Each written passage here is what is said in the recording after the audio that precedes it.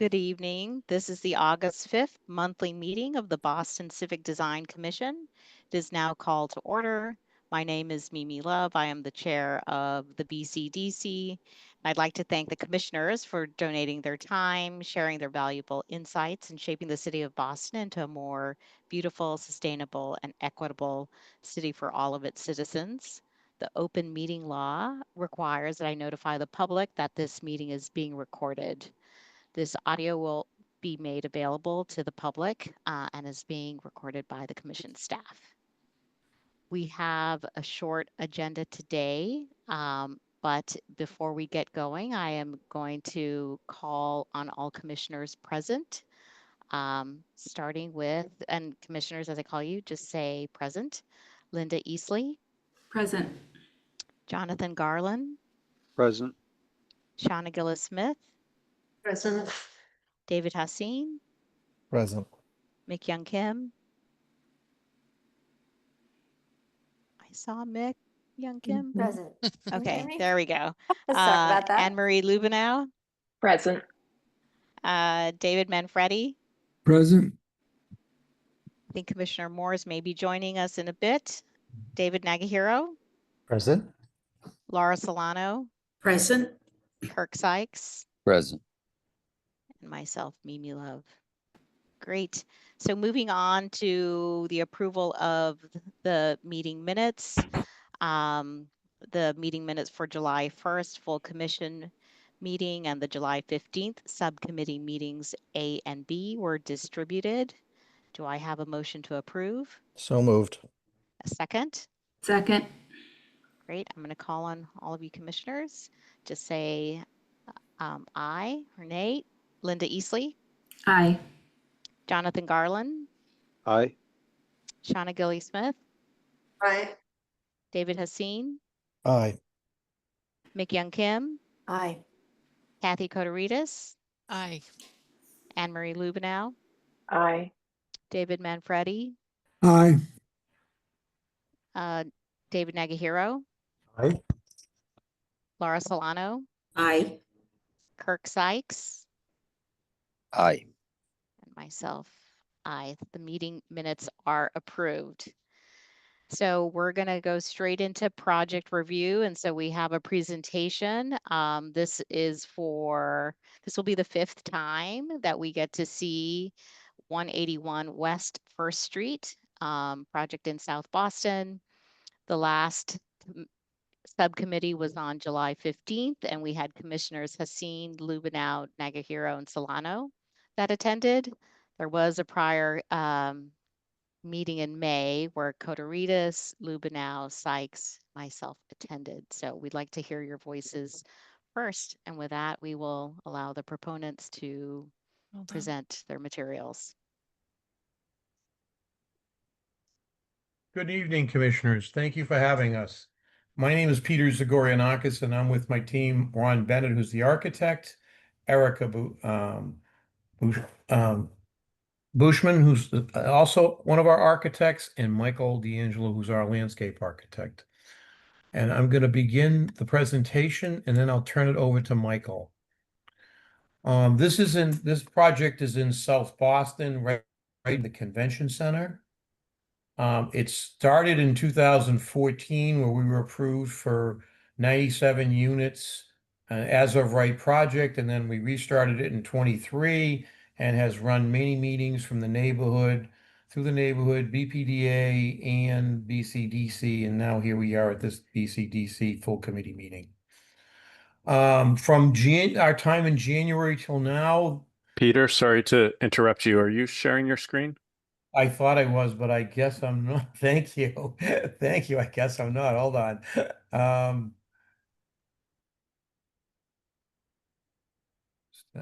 And share. I apologize for that. No worries. Peter, your image is frozen, Yeah, so I'm you may wondering be if- having a problem. I'm wondering if it's a bandwidth issue. Mm. Oh, it looks like we may have lost him. No, he's still there. Okay. No, do you guys mind if I turn off my video? That's not a problem. It's not working. as it is, so maybe that'll help with your bandwidth. I think I'm gonna have to close and restart.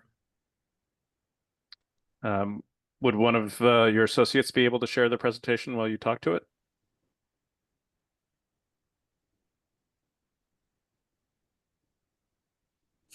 Peter, are you there? I could certainly share it. Yeah, you can share it. I think Peter's gonna have to restart Zoom. Does everyone see that? Yes. Yes, we can. Thanks, Michael. I don't know, Ron and Michael, if you can text Peter, make sure he's. Looks like he hasn't fully signed out. You may need to sign out and back in again. I will. I'll send him a note right now.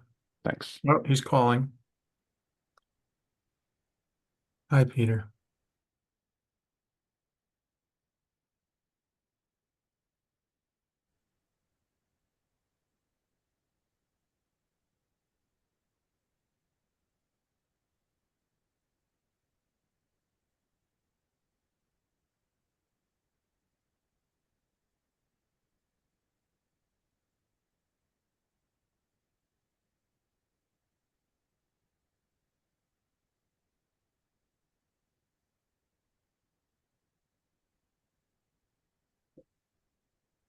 I'm realizing we don't have any waiting music I know. queued up.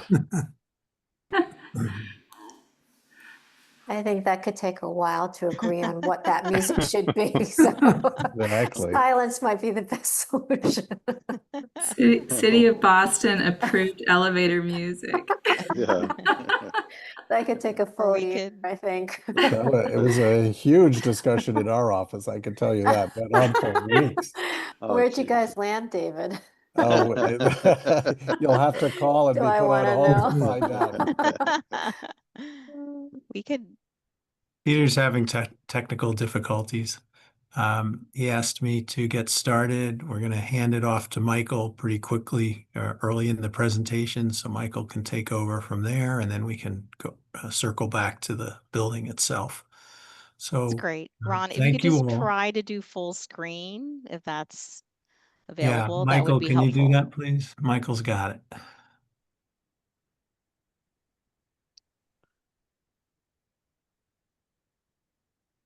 That's better. Okay, thank you all. Michael, please go to the next slide. Our site is in between First and Second Street and the Mahoney Park and C Street in Southie. Next slide, please. We've been through quite a few steps starting in 2014, and we came back to the commission last year to ask for an additional 2 stories. This is the timeline. Next slide, please. We believe we addressed the committee's concerns and have taken a lot of actions to refine both the building design, the massing, and of course the landscape design and our relationship to Mahoney Park next door. I think Michael will cover these in his portion of the presentation, so we can go ahead and skip this slide. We've refined the facade along the park, along C Street, actually all 4 sides of the building. We've made refinements, but the biggest thing is to adjust the massing to reduce the shadows on Mahoney Park and to set back the building on the southwest corner in order to enlarge our, what we're now calling the parklet, our tenant amenity space adjacent to Mahoney Park. Next slide, please. Other subtle refinements on the facade to increase the visibility of the retail space along First Street, and looking at how the building meets the ground. Let's move ahead, please, Michael. Okay, there's our current massing in the context of the neighborhood. You can see that we're in a transition zone between the seaport to the north We anticipate larger, more commercial development along First Street, and on the other side, on the south side of our site, across Second Street, we've got our typical residential development in Southie, triple deckers and newer, smaller scale projects to our south. Next slide, please. These are the massing changes that we made. We set the wing on the west side, which is the left side of the image, the area shaded in blue. We pushed that back an additional, I think, 28 feet. We eliminated the penthouse level on that wing of the building. And to compensate for some of that space that we gave up, we pushed the 5th floor forward slightly on the south side of the building. Although when you're standing on the sidewalk across the street, you still can't see you won't be able to see the penthouse level. Next slide, please. This compares the facade facing Mahoney Park on the west side of our building. You can see where we pushed back the building to enlarge our parklet and also eliminated most of the penthouse on that portion of the building. The grade between our site and Mahoney Park is essentially flush. There is a retaining wall between the two sites, but it will be essentially buried, where you might just see the ends of the retaining wall where it steps down slightly poking out of the ground, but we're essentially flush on both sides of the property line. Next slide, please. We've incorporated the what we're calling the residential amenity space or parklet on the southwest corner of the site. We've integrated that with our inner courtyard and dedicated that space essentially to tenants, outdoor space for tenants' use. We've got a quite large public park to the west of us that the public is welcome to use, of course, and we expanded the sidewalk at our parklet on the southwest corner to include additional plantings in front of the fence and a bench along the sidewalk, which Michael will talk more about when we get into the details of the parklet. Next slide, please. Ron, you want me to take over here? Yes, please, Michael. Thank you. Good evening, everybody. Mike D'Angelo with MDLA, with the Landscape Architects. Just starting with the streetscape. So along West First Street, you'll see it's an expanded sidewalk. It's about 19 feet wide total, and we have a 4-foot zone for trees. Throughout this area, it's kind of unique. There's this brick strip that exists throughout several blocks of this area. So we're reincorporating that in our project. However, the BPD has asked us to make it permeable. So it'll look the same as all of the neighboring properties, except that brick strip surrounding the edges will be permeable. We'll have new street trees on West 1st and C Street. On West 2nd Street, there are existing trees that are in really good shape, so we're going to maintain those.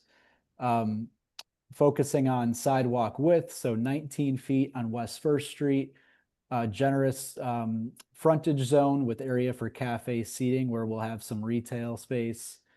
Blue bike stations that will span these street trees here on West 1st. A small gated pet relief over here on the left.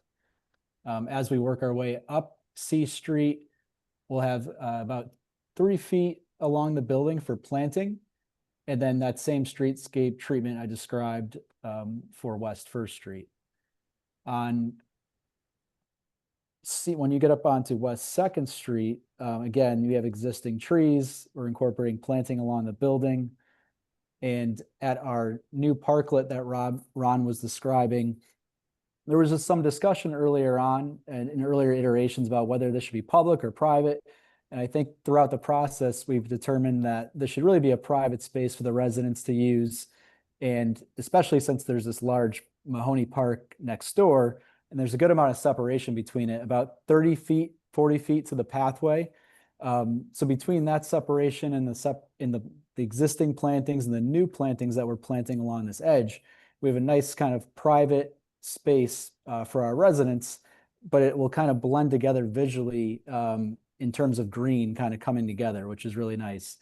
There's an existing fence that exists today that's chain link. We'll take that down and replace it with a more appropriate metal picket fence, which I'll show you later in the presentation. So here's an enlargement of that space. So again, 70 feet of chain link fence will come down. We'll replace that with metal picket fence, and it's set back a bit off the sidewalk to allow for a little bit of relief. So the fence isn't right up against the sidewalk. Also allows for a nice little sitting area for the public. Residents could come in through this gate, and there's 3 little rooms that kind of are created by the pathway. So pergola space with a grill area. This is south facing, so it'll be nice to get some shade in there, a couple of fire pits, and then a flexible lawn space. And again, that separation distance-wise to the path is quite great. In addition to that, we'll have all these new plantings and trees that will help create some privacy for our residents. There's also this 8-foot path that's gated that will allow access to the transformers for maintenance. And one of the requests throughout the process was to try to get an accessible ramp up to the private courtyard, and we were able to do that. Just looking at the evolution of the design throughout this process, going back to January 2025, the space was still wasn't what we were, it was public, it was private, but it was also open to the public, and it was kind of mimicking the design of the Mahoney Park. So we worked with the city and kind of got to where we are today, where it's firmly a private space, but has a lot of nice green edges that blend with Mahoney Park. Just a time check to the proponent. That was 10 minutes, Michael. You guys are our only project on the agenda this evening, but I know that you're about a third of the way through your slides right now. Okay, great. Thank you. This is a view looking from Mahoney Park to that existing chain link fence I mentioned. You could see there's some nice existing vegetation here, and that's the pathway off in the distance over here. This is that brick strip I mentioned earlier, just for reference. Comparing July 2025 renderings to today's renderings, I think, partially this was this rendering kind of showed day one and didn't quite illustrate the existing Mahoney Park condition that well. So in our attempt to make this feel more accurate, we've rendered the plantings, I think, probably year 3. So the shade trees are shown accurate. All the shrubs and grasses are shown the appropriate scale. And you could see the kind of the blending of the green spaces coming together and how this privacy is created. Also note the little public bench seating area here along the street.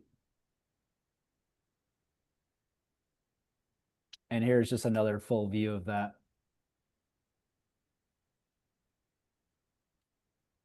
This is a view looking into the space from the sidewalk.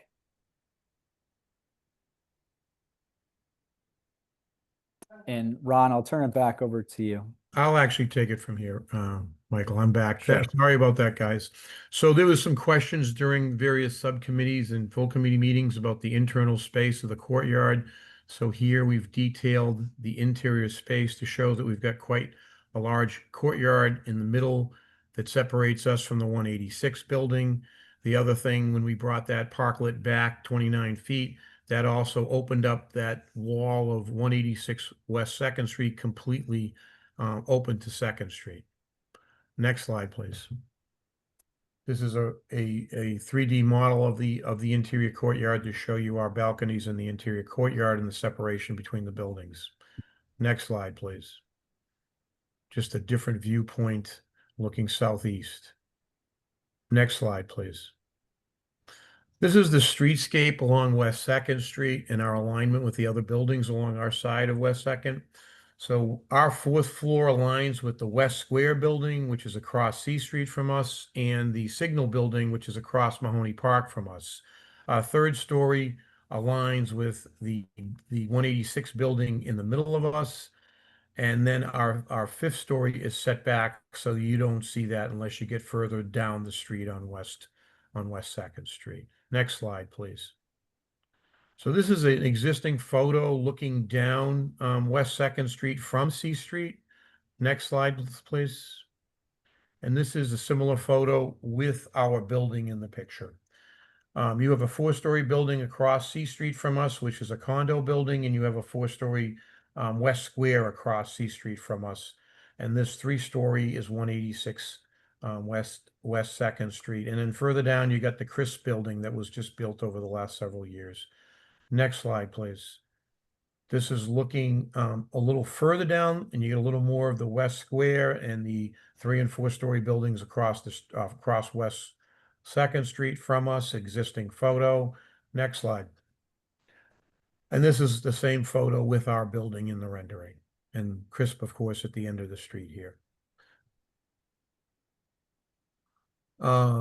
This is looking down C Street, an existing photo down with our building in an existing photo down C Street with the West Square building across from us. Next slide, please. This is our C Street elevation, which we've made significant changes to. There's been a lot of talk about the articulation, simplifying the language of the building, and tying the building to the streetscape and to the ground, so to speak. And we've paid a lot of attention doing that. On the C Street elevation, there's been some major changes since January. The corner elements of the building have significantly changed. These bays have been simplified with a lot more glass area. And we've also added 2 stoops along C Street to tie into the streetscape. And we've wrapped the retail level around C Street, so it ties first to C. And this is the bike room, but it looks just like the retail along First Street. Next slide, please. These are the images of the C Street stoops, where it started and then where it's been developed to. So now it's a much more full wided stoop that blends with the brick on the side, low rise, side brick sides with a concrete cap, and a 6.5 foot wide staircase that goes up into the building. Next slide, please. This is the elevation looking from C Street towards West 2nd Street. Next slide, please. And this is that same elevation with the 2 stoops along C Street and the new retail along C Street as well. And we've also changed the composition of the brick. The old January renderings had the brick stopping just after the retail segment on First Street, and the black brick stopped and it continued with red brick. We've now transitioned this black brick, which goes all the way down and around the base of the building. The black brick is coming from West Square, a similar brick they've used as detail on West Square and different various points of their building. Next slide, please. This is the viewpoint looking down C Street from the West First Street side of the building. This is West Square. This is our building here. This corner element is much more glass. Remember, the old rendering had balconies here with a darker metal that has been eliminated, simplified to match the metal that we've used in various other points in the building, and we've increased the glass area. Next slide, please. This is the West First Street elevation.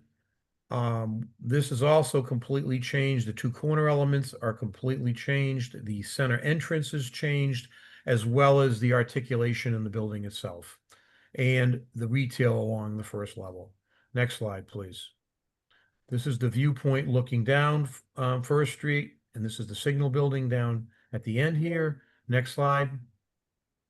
This was the former project from January, showing the darker metal with the balconies in the corner, more of a residential look along First Street, not a retail look, with inlets. We had a metal inlaid in the brick as an accent, and a much different entranceway.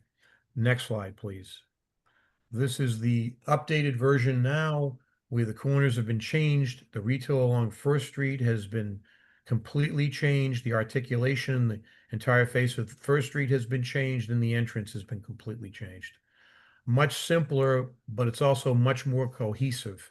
I believe a couple of the old comments was the cohesiveness of the building really didn't work. We believe this is a much more cohesive building. Next slide, please. This is looking at the patio areas that we've created along First Street for sitting areas. You've got one on this side, and then you've got one further down on First Street as well. Next slide. This is looking the opposite direction from the park, from the Mahoney Park side of First Street down towards the West Square building. Next slide, please. And this is the Mahoney Park right here, and this is our now the proposed building with West Square further down the street. Next slide. So we've looked at various elements of the neighborhood, including some of the metalwork that we've done in the past. So the West Square uses the darker brick elements and some of the bases of the building, and it uses it also in the main entranceway. And this goes all the way around their building. They use the dark brick, the black brick for these accents. The red brick comes from the Signal building, which is further down the street. The Signal building has red brick and it has copper on the top. It's a standing seam copper at the top of the Signal building. We actually did a zinc building in St. George Street that also has a standing seam metal. And we use that as a representation because that's actually the color that we're using. Now, we're in the process of doing this at 8th Street, which is further down the street. And right now we're deciding between aluminum and zinc. And we are leaning towards putting zinc on that building as well because of the durability and how long it lasts. We haven't had any maintenance issues on the St. George Street building at all on the zinc, as well as we've had no oil canning on it as well. I know that's always a concern when you're looking at standing seam metal. Next slide, please. Peter, I just want to give you a time check. We're 10 minutes over. Okay, I actually am wrapped up right now, and why don't we open it up for questions? Thank you, everybody. All right. Commissioners, any comments? Just as a reminder, we had Commissioners Haseen, Lubinow, Nagahira, and Solano at the last subcommittee meeting. But we'll take all comments. Just raise your hand. I mean, I think I'm just maybe just to kick it off, I'm happy to jump in. And I was at the last meeting. I think the proponents have made a lot of successful changes. I know there were a number of items that were brought up at the subcommittee. I'm thinking of things like the detailing at the top of the bays and things like that we brought up that are refinements that might want to be considered by BPDA staff as they move this project through. But in principle, I feel like the large moves have been responsive to our commentary. I'm happy to see the change in the stoop, for example. And I appreciate Peter's comments about material durability, brick, zinc, etc. And I just wanted to have the and Ron, it was very nice to hear from you. I thought you did a very good job of presenting the project. I just want to make sure that some of the detailing issues that were brought up, at least on the architectural side, are reviewed and thought about by staff as the project moves forward. Thanks, David. And I won't be commenting on I'll let others comment on the landscape and so forth. Great. I'm going to pass on to Anne Marie. Thank you. I just want to also acknowledge the extensive process the proponents gone through and just in being reminded of your nearly decade-long process. As my colleague mentioned, I think a lot of our focus had to do with resolving the increased height of the building, of course, to meet the need for additional housing. I agree that I think a lot of the concerns we had concerning the design and relationship between the residential amenity or parklet space to the adjacent park were resolved, as was sort of the addressing the overall relationship of the building to the context. Again, we would just echo my colleagues' comments just to encourage you to continue to look at the detailing of the building, particularly also where it meets the street, and also to look for opportunities to integrate the great work you've done on the exterior to the interior of the building or the interior of the courtyard. I know that's not our purview, but I think that really will help, help enhance the design of this building. Thank you. Thanks, Anne Marie. Kirk Sykes. Yeah, there you go. Sorry. I think you've certainly enhanced your proposal substantially. One of the concerns that I had raised was the activity at the ground plane on the first floor. And I think I saw some movement of the glass line around the corner and up some of the streets that were less active previously. I would encourage you to keep working on that because there's still half a block of an area that doesn't have passive surveillance, or I should say it has ventilation, I believe, to the garage. So, we've had a precedent of not having garages exposed to the back of sidewalk when possible. We know that's not always possible to do that, but activating it and then lighting and passive surveillance and planting, I think, help mitigate some of that proximity to the back of the garage wall. So that's my only comment, and I believe staff can work on that from, I think we've raised it several times, so I don't think we can raise it again. But I think it is important to activate as much of the streetscape as we can with active uses and not with ventilation. That's it. Thanks, Kirk. Laura Solano. Could we go to the perspective from the corner for the private space, outdoor private space? It's way in the beginning. It was when Michael was speaking. Yeah, that's good. Thank you. Overall, I think it's really made some advances. One thing I will say, there was a lot of debate about the fence last time. And I still feel as if the fence between the public and the private spaces on that long common property line could still be higher than you're showing. And you've got I think you called these horn beams that you could end that fence in, so there's not that awkward transition. And I'm assuming that you've changed species. Those horn beams were something else before, and the horn beams, whether or not they're actually going to be that, is really just representing that you're planning on something higher there that will hold that edge. Is that right? That's correct. Those are horn beams along the front, and then along the edge, it's more of a shrub. The fence is drawn 48 inches tall. Yeah. Yep.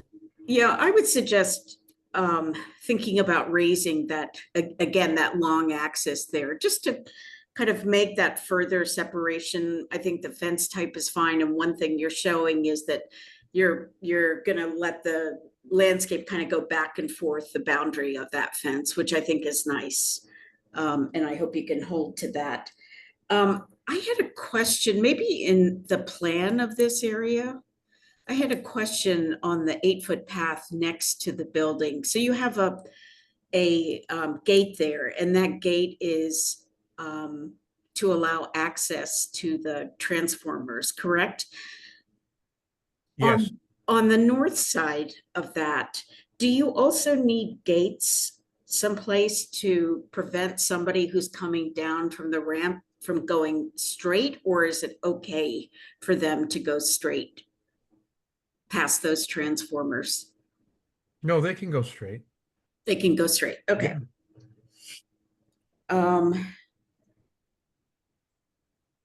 Sorry, looking at notes. On the streetscape, what is the pavement? Can you clarify that again? I know we've talked about this. Yeah, sure. So there's concrete city standard pavement, but along the edges throughout this entire neighborhood, there's a brick strip that you'll see throughout this entire neighborhood. So we're introducing that here, but we're making it permeable, that just to be in line with the complete street standards. Right. And that's a wide sidewalk there. Did you say 19 feet? Yeah, that's correct. Along West First, it's 19 feet Yeah. wide. So we have this frontage zone, which is 6'6", and then 8-foot clear between the side, that frontage zone and the tree pit.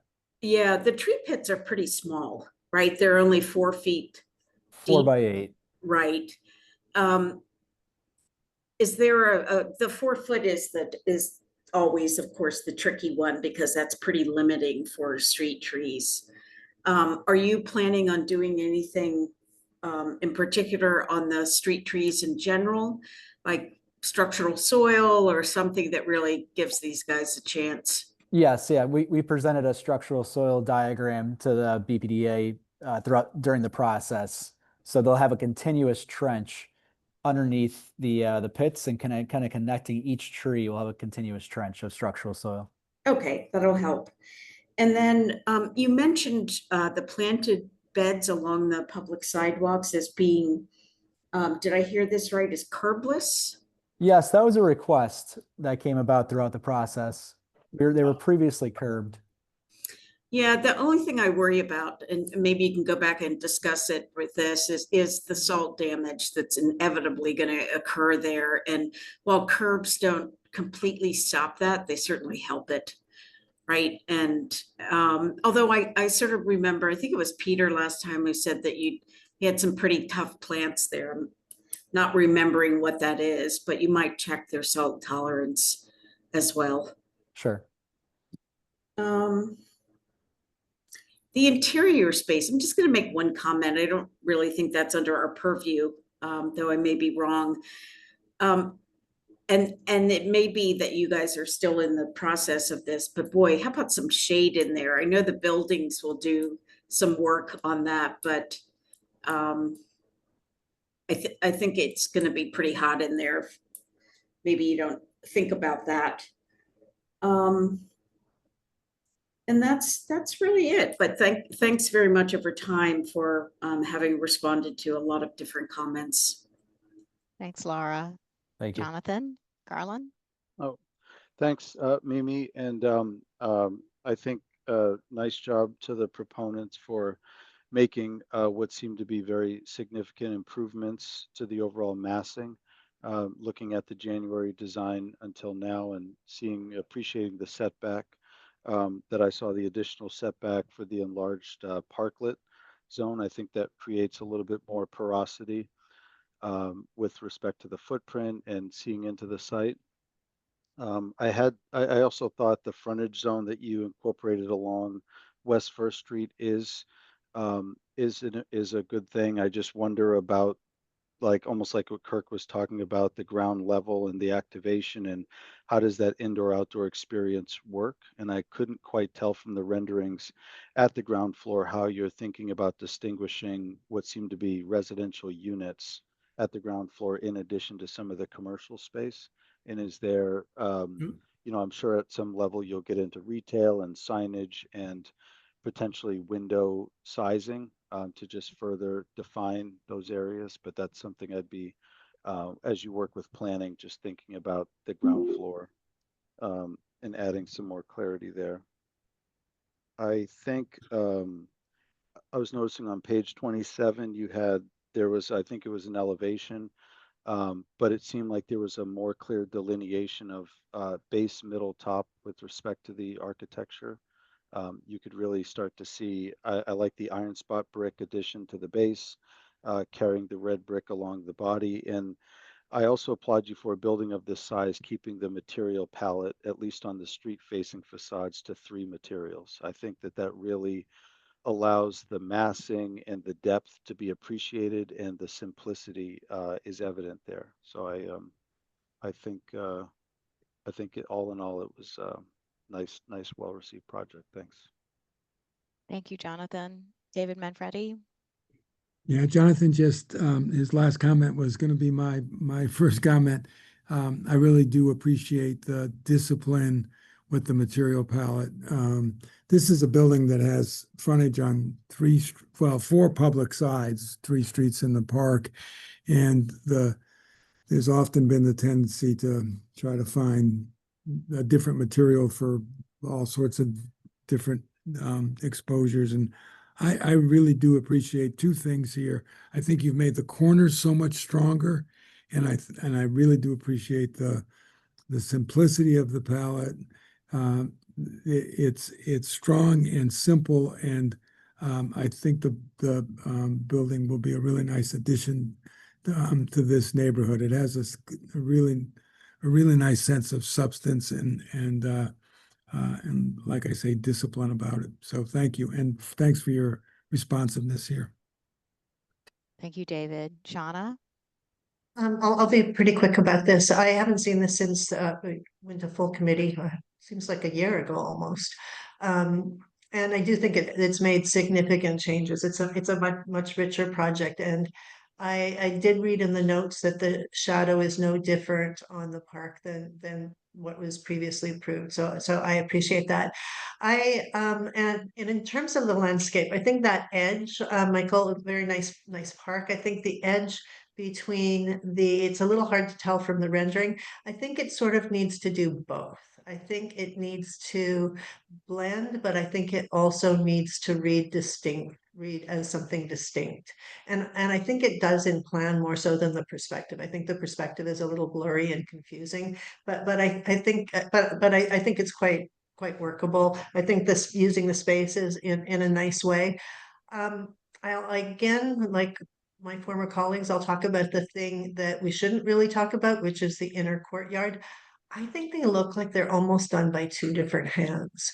And I think one of the things that is nice about this design is the possibility of all of the different places that so many different people could go, because you've got a lot of residents in here and everyone wants to claim their own little piece of territory. So I would, as the project goes forward, I would see if some of the richness that's in the parklet could make its way into the courtyard. And I think that would be a benefit, to primarily to your tenants. But thank you very much. I really appreciate the progress.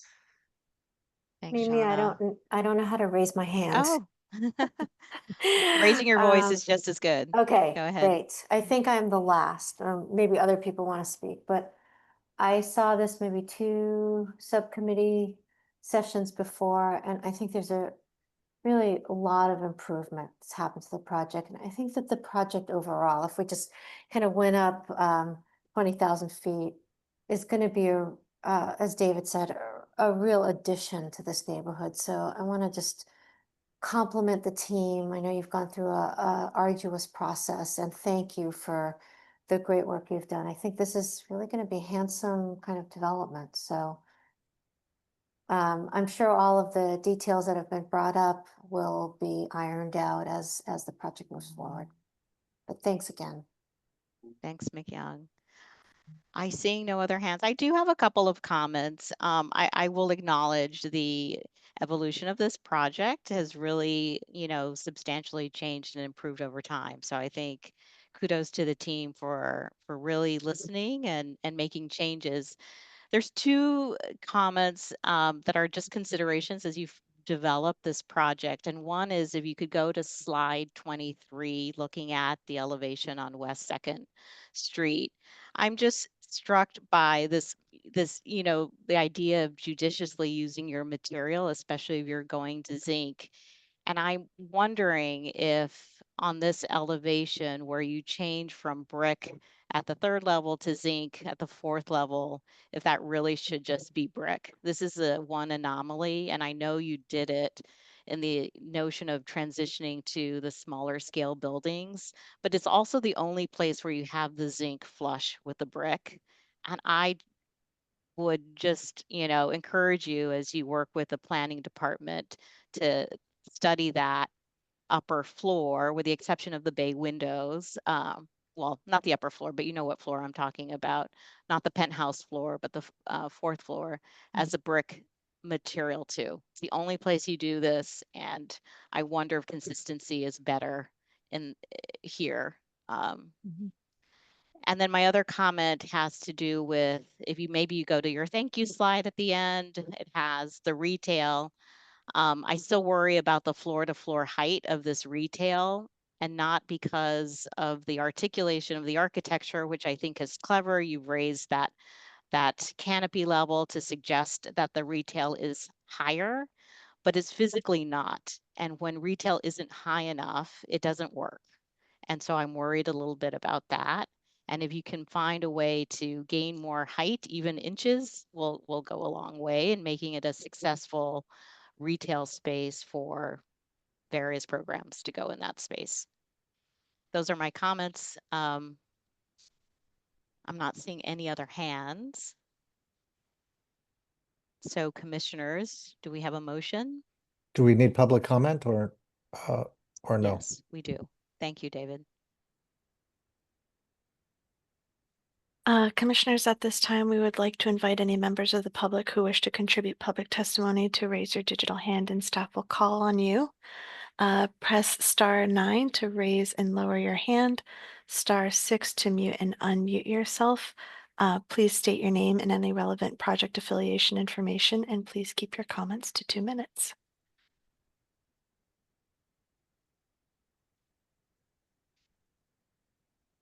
Okay, commissioners, we see no hands raised at this time, so we will close the public comment period. Well then, I'll make a motion. I'll make a motion to approve the project, noting a number of the details that commissioners have raised for staff to consider as the project moves forward. Yeah, second. Great. And with that, I'll call on all the commissioners. Linda Easley, Yes. Jonathan Garland, Yes. Shauna Gill-Smith, Yes. David Hassin, Yes. McYoung Kim, Yes. Kathy Koderitis, Yes. Anne Marie Lubinow, Yes. David Manfredi, Yes. Catherine Morris, she's not with us tonight, David Nagahiro, Yes. Laura Solano, Yes. and myself, yes. Congratulations, the project is approved. I think you missed me, Mimi, but that's okay. Oh, I'm sorry. That's all right. I'm a yes. Kirk Sykes, yes. Thank you very, very much, everybody. It's been a pleasure. Yes, thank you. Good You luck and with it. team. Thank you. Everybody have a great evening. You too. Thank you. Right. Bye-bye now. I think next on the agenda, we have an informal presentation to review the BCDC bylaws and zoning updates. I'm going to hand it off to Christina, I believe. Thank you, Commissioner Love. Good evening, commissioners. Presentation is a big word for what we hoped to do tonight. I think maybe more like an informational discussion. But we, after coming to the commission in September of 2024, so 11 months ago, as part of the Article 80 modernization, we have discussed for a number of months some recommended reforms. We came to you in September with an introduction and some data analysis of the last 5 years of the commission's work. Then in March, we came back with a series of draft recommendations that were focused on BCDC operations. In May, we returned with some additional detail about those recommendations and shared with you an implementation going forward. And that implementation calendar looked out through the summertime and in August. And now the time is nigh to be implementing some of those reforms. So the planning department in May, I believe, uploaded a full draft of changes to Article 28, which will now become Article 81. So Article 80 will be the zoning article that describes development review procedures writ large, and BCDC will be cheek to jowl with that article in its new home, mostly unedited, except for, of course, the big change, which is the change to the threshold. Projects that were formerly 100,000 square feet, that new threshold will be 200,000 square feet. That is codified in a zoning change. We also, as part of the zoning change, gave better description of what projects of special significance meant. We talked about the difference between being located on a significant site, being a building of significant form, or being a project of significant program, and gave more description to those, and sort of retained the ability to call a project of special significance within the planning department.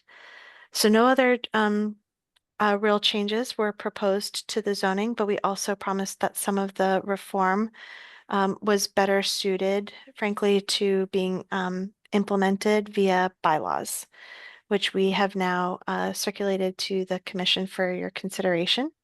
I'm happy to share a screen and scroll through the structure of the bylaws, but the sort of gist is the structure is that Article 81 establishes the commission and establishes the types of projects, otherwise referred to as the scope of jurisdiction, that the commission reviews.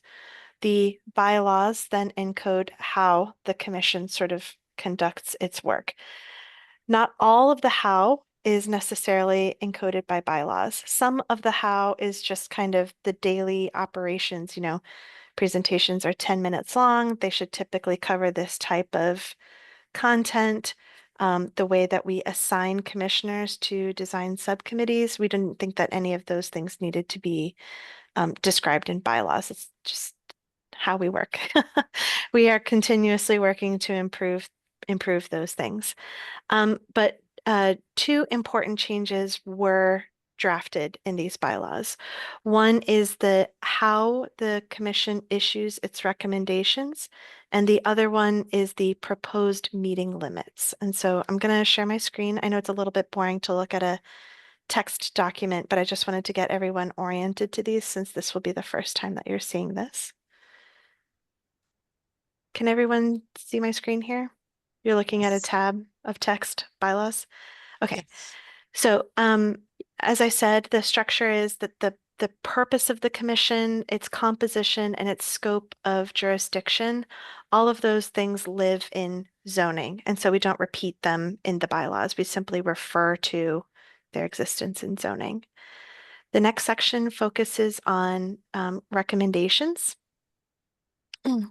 So the basis of recommendations comes from zoning.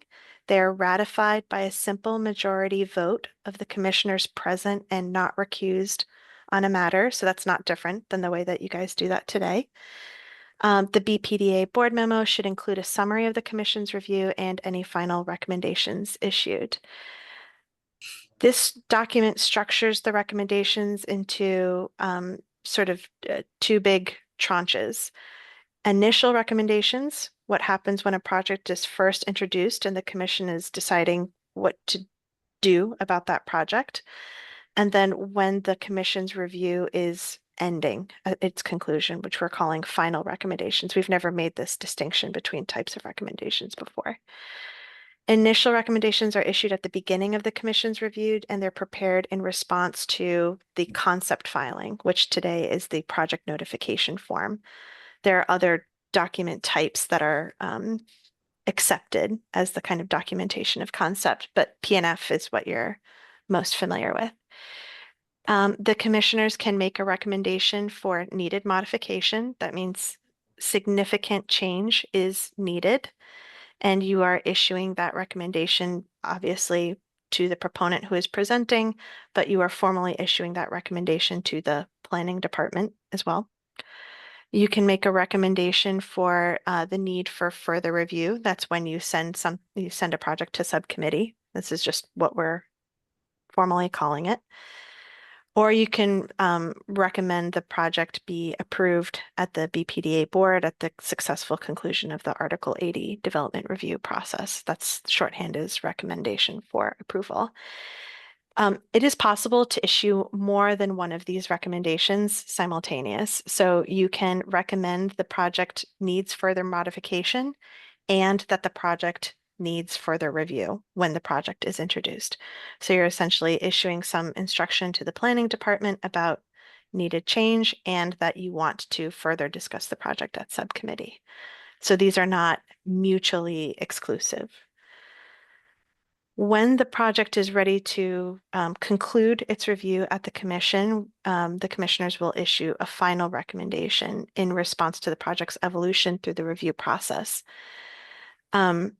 These recommendations, unlike the initial recommendations, may or may not coincide with a formal document filing. Not every project has a DPIR or a supplemental filing. That just means the project evolves through the review process. The documentation you've received are these presentations that you're receiving in these meetings. You don't need another filing to conclude your review. You can, at the final recommendation, you can issue further needed modification, or that the BPDA board approve the project upon successful completion of the development review process. These, in my mind, are mutually exclusive. The recommendation a final recommendation that the project needs further modification is essentially saying to the board that they should not approve the project in the form that it is currently. It is the same thing as recommending denial, essentially. Then recommendation for approval saying is that substantially as proposed, that the project should be approved. That's not to say that the kind of way that we issue recommendation for approval today, sometimes with the proviso that additional design review attention be paid to specific details. I think many times those details, tonight's presentation was an excellent example, may even be post BPDA board consideration. Those are the kinds of details we would expect to continue to evolve even after potentially our board has approved the project. And our design review authority also extends past BPDA board approval. So it's not to say that you can only recommend approval with no other kind of caveat. That is still possible. It's just needed modification is really the stand-in here for cannot abide, essentially. So that is documentation of recommendations. The other big lift here in the bylaws is the timing and the duration of the commission's review.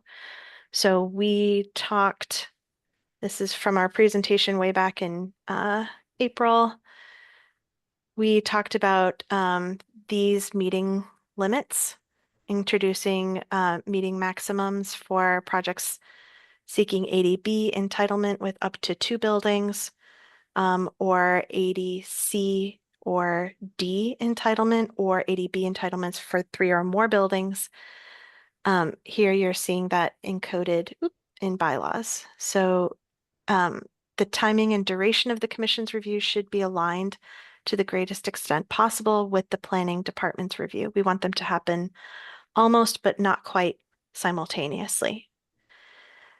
Projects, we talked about trying to initiate the commission's review as early as possible. So here you're seeing projects are eligible to appear before the commission once the proponent has filed a PNF or other relevant filing documents, and the planning department has hosted at least 1 public meeting. Once the project meets these eligibility requirements, the commission's review will be initiated at the first available regular commission meeting. Then the duration of the review with those meeting limits that we discussed are enumerated here.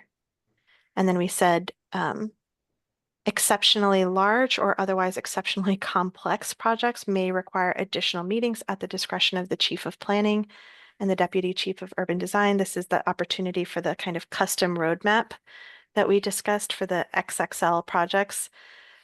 Unfortunately, we found nothing better described what we were trying to describe as exceptionally large, but that's the power of discretion.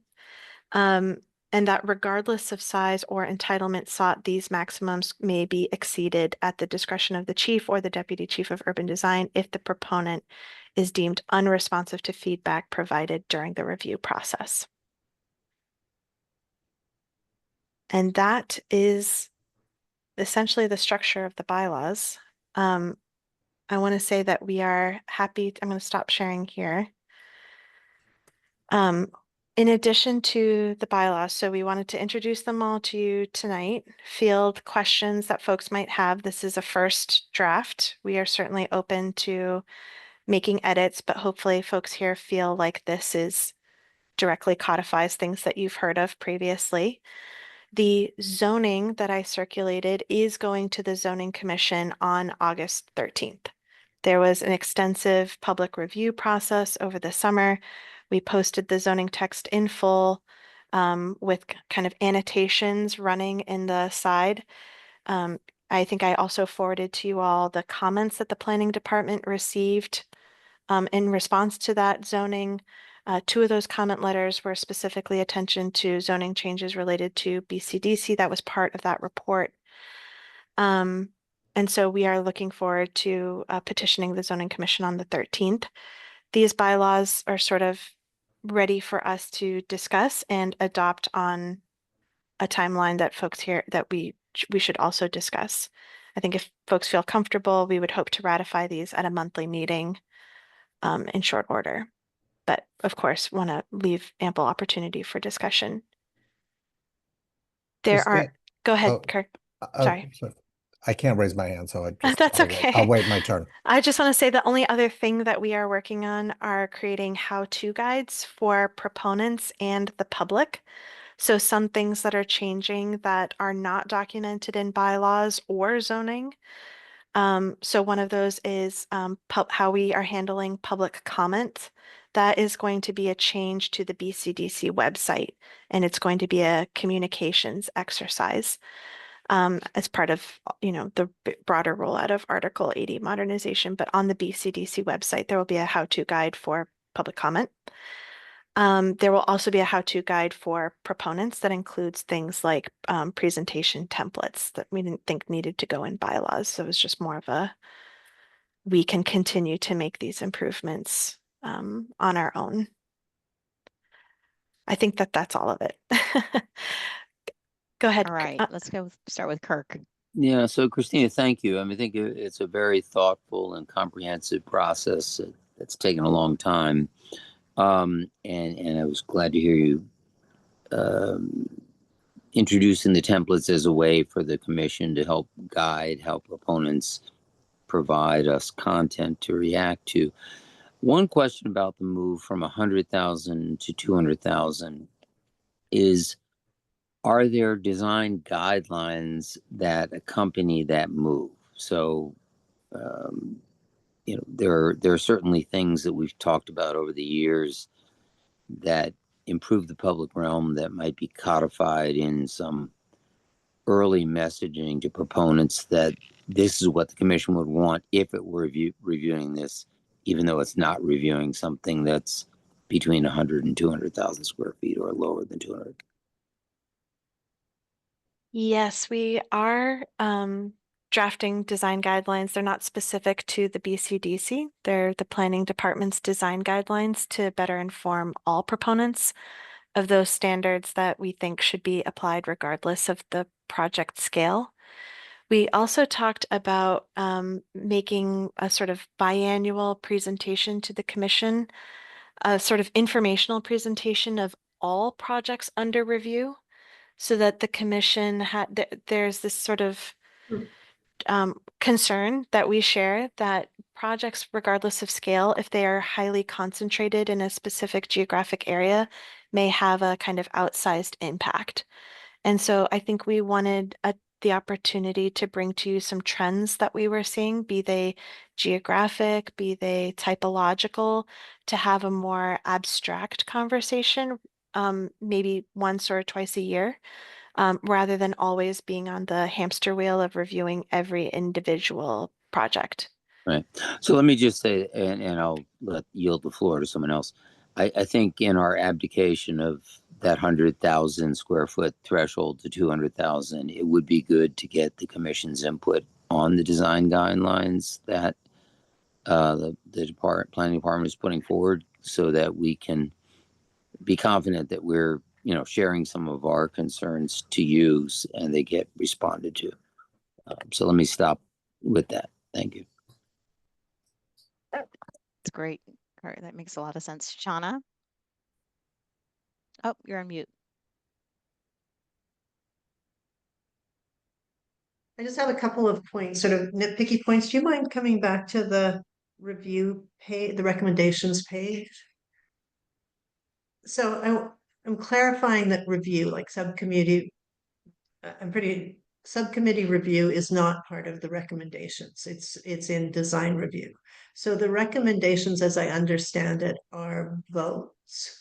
And the way that we do it now is we vote to review, and then we review the project, and then we have these three choices typically. So that first vote to review, is that still, where does that fit in? And do we even do that anymore? You would. Under initiating review, at this meeting, the executive secretary of the commission will provide a brief description of the proposed project and request that the commission review the project. So in that request, I suppose there could be another vote, which is to not review. But don't we typically do vote right now, don't we? Correct. And we would still include that request here in initiating the commission's review. Okay, so that's another recommendation, another of our recommendations. I'm also just in sort of the, maybe in the spirit of trying to make things more condensed and more condensed. Have you ever not, I've never seen a vote not to review the project. Is anyone aware of a vote recently in the last 10 years to not review a project? So do Yes. we really need that vote? We have done that on occasion, Shauna. Okay. Yeah, the one that I'm remembering most recently was kind of near Christian Science, the Harry Kopp building, but it is pretty rare. Okay, so that stuff is still needed, we think. But it's good to Yeah. have as an option. Mm-hmm. I do And think then that there was the- a renovation that we were hoping to have not go to review. But it ended up needing to go to review after the commissioner's input too. But sometimes those were interior renovations. They are of significant square footage. And the only reason that they're coming is because there's like, the square footage is the driver. And so that is a reason to keep the vote. Yeah, okay, I in get it, place. because we don't really need to see what the interior is according to our Correct. mission. Okay. And then my other question is really just about the meeting limits, and that in combined with getting projects on super early. Because if we get a project in super early, we have the full committee meeting, we have one review meeting, and then we go back to full committee. There could be the possibility that we're not ever really getting to any detail on the project. And I know the plan was for testing, but it was a summer of testing, and usually for somebody to come through 3 projects, it can often be 4 or 5 months. 3 meetings, sorry. So I'm just wondering if, I guess the bigger question is, should the test period be extended? That's a great question. And I think, Shauna, the duration of the review, this was something that we talked about. Where's the right place for this to go? And right now this language lives in a how-to guide and sort of setting expectations for proponents. It says limits on the number of meetings a project is required to appear before the commission help to align the duration of the commission's review with the planning department's review. So the plan is for your review both starts and ends as close to our review as possible, not that the 3 meetings would happen back to back. So it says projects are not typically scheduled in back-to-back commission meetings. The total number of commission meetings does not correlate to the number of months a project may be under review. For example, a project that is introduced to the commission at full commission meeting and referred for further review is unlikely to appear at the next available design subcommittee meeting. It's important to allocate sufficient time for proponents to prepare materials in response to the feedback they receive. Planning department review staff, project managers, and the executive director of the commission work together to coordinate a project's progress through the commission's review process. Yeah, and Christina, when I was talking about the duration, I was talking about the test period. As I understand it, the test period was summer, but summer isn't likely to get 3 reviews in one for a project because of exactly the reason that you're talking about.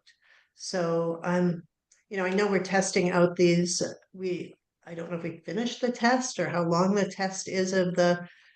I've only seen a couple of projects that come up so far that have been announced as testing the project limit and project limits. And I may be misunderstanding that the plan was to test it this summer, but as I'm saying, it's hard to test it when you don't have a few projects having gone through that. And it's been a quiet period. Yeah, it's a quiet period and a number. I was looking at the pipeline today with Mimi and Linda, sort of projects moving out into the fall are all of our largest projects. So some of them have the custom roadmap to begin with, right? When they were introduced, like Longwood Place, like Gillette, etc. So we do not have a new filing for a simple large project, right? Which I think is where we heard the most sort of concern for the meeting limits, because that would be an intro, a subcommittee, and a final review. I'll just say I can reiterate what Seth said at the beginning, which is that we hope that bylaws are sort of more fungible than zoning is. Every time we make a change to zoning, that is subject to longer comment periods, public process, etc. But the purpose of encoding these in bylaws, I think, is to be part of this opportunity before they get formalized. Let's say their final home might be somewhere more appropriate, like in Article 80 itself, the development review procedures. So I see bylaws as sort of a layover period for the meeting limits on their way to Article 80. But we should certainly talk more about that. Well, Go ahead. So David, I just want to acknowledge that Linda had her hand up, and I want to make sure she didn't mean to operator error, drop. David, sorry. Yeah. I think when I unmuted myself about the not sending it to vote. So Shauna, you asked the question that I had on the top, which was just about, I think for this to work well, we have to have time in between the first and second reviews. And that's the time that becomes really critical for proponents to work with the city. Otherwise, we're not going to give them enough time to make those changes. And then the other thing that I just wanted to talk about, and we've chatted about that in the context of this meeting before, and that is that, I mean, I find that the most successful projects are often the ones where the proponent engages in dialogue with us, they are responsive to some of the comments, and they come back with some fresh solutions. And it does remain a concern in my mind that that if these meeting limits are kind of stated and you're only going to have a couple, that we'll have proponents that may not be as responsive. But I think we want to encourage the dialogue and kind of partnership that BCDC offers these design teams, and I just hope that relationship continues with these changes. Can I just add one thing? And sorry, everyone can also chime in, but I think the inherent conflict that I see is that the first meeting really matters. The introduction of the project really matters now. Before it used to be like, yeah, we'll see it in subcommittee and we'll talk about it then.